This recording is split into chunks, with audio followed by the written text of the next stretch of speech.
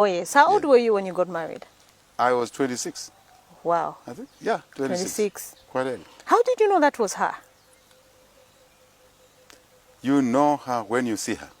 I like that. Yes. You know her when you see her. So when you saw her, you knew that she is the one? Yes. Over time. Couple of months of assessment. Wonderful. Yes. Now let's talk about your And we weren't driving, eh? We were walking. We used to meet in the bus stops, right? Then eventually I figured out where she worked. And, you know, did my So weaving. Also you met when she was already working? What were you doing at the time? I was working. Okay. After graduating, you know, this is another thing really, madam, young lady, right? Is I wrote my final exam at UNZA on a Friday, took a rest on Saturday, Sunday. Monday I had a full-time job.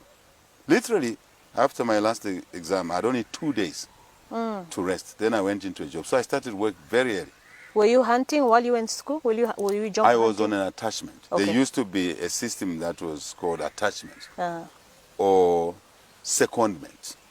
During second, third year, I worked for a firm called Corpus Alignment. So, and obviously based on my third year results, the employers were confident, luckily, that would graduate. Wow. So they offered me a job. Basically, I had a job. You can argue that I had a job when I was a third year student.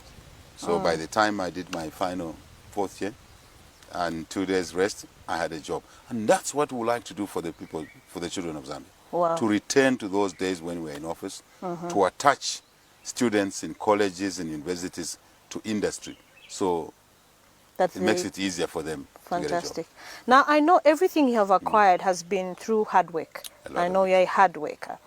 Take us through, you know, the first time when you bought your first cow. For me, I know you as one who has so many animals. Take us back to at what age you were at when you had your first animal. Well, you need to know that the culture that side into which we were born is that when you are born, if your father or mother or uncle, it was a collective, the way we worked in that village, in that area, is a collective.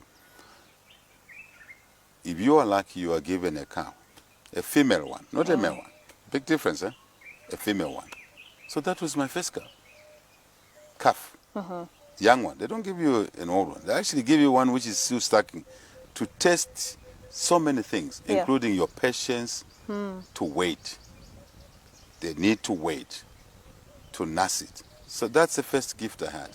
Wow. One. But your question, I think, is slightly different. I understand it deeper. Yeah. What we got from the village, we left there.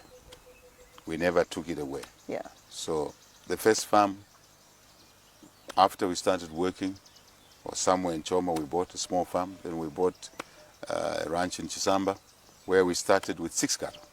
Literally 6 cattle. And today, I think you know the story. Exactly. So when you say we, are you referring to your wife? Family. Family. Always we represents, there is no individualism in our communities. It is the we. I like that. Husband, wife. Yeah. It's a we, the children. Yeah. Immediate children. It is the we, the extended family. And then obviously to the broader community. And that's the way my mind is framed. So it's that always we exist for others, not just ourselves. Yes. I like that principle. Where did you learn that from?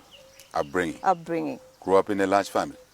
You know, where we come from, extended families, they're huge. They're huge. When you say huge, what are the numbers? What are we looking at? I'll give you an example. When we were 6-year-olds, we shared a meal, maybe 26 of us. Wow. Similar age group. Slightly bigger boys who were bullying us, but on average.